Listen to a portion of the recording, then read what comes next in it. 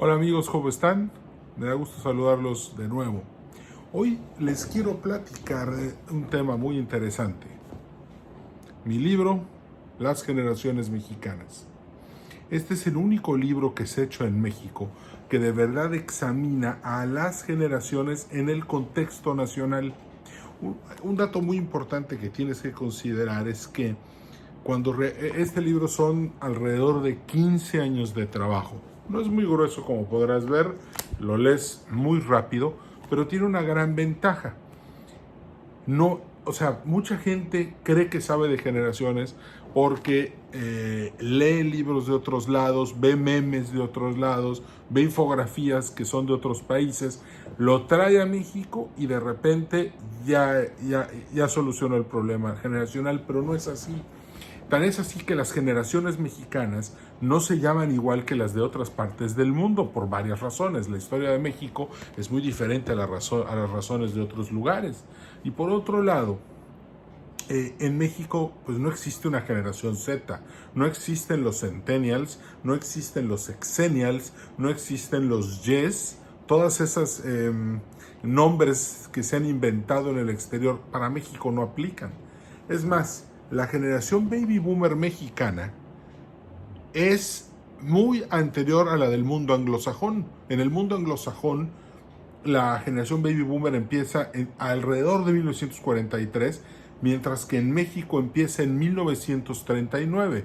¿Por qué? Porque la crisis institucional de México, que es un país que somos herederos del Imperio Español, pues se mueve a diferentes ritmos de la historia anglosajona, que es Inglaterra y Estados Unidos, o de los alemanes, o de los chinos, o de los japoneses, que son otros ritmos. Entonces no podemos agarrar los ritmos de otros países y aplicarlos a México y pensar que ya solucionamos el problema de las generaciones. En este libro vas a encontrar que hay estudios de Cámara de GESER, estudios editoriales, una muy profunda prueba de raciocinio, de tener que pensar para poder acomodar todas las piezas y poder deducir cómo cada etapa produjo a una generación mexicana en específico. Por ejemplo, hay una generación en México que se llama la generación de los insurgentes. Y en Estados Unidos no se puede llamar así y en Alemania tampoco. Son los insurgentes mexicanos los que soñaron con un México libre, con un no tan conceptualizado, pero esos son. O una generación de caudillos que fueron los que tras el abandono de Porfirio Díaz de México, pues empezaron a luchar por el poder para convertirse en el nuevo Porfirio Díaz. O también hay una generación que se apegó tanto a las instituciones y se arremolinó alrededor del Partido Revolucionario Institucional que México durante 30 años creció al 6% económicamente, algo que nunca más se ha vuelto a ver. Nada más se vio en tiempos de institucionalidades. Hay una generación X, sí la hay una generación millennial en México, ese es el nombre conocido para todos.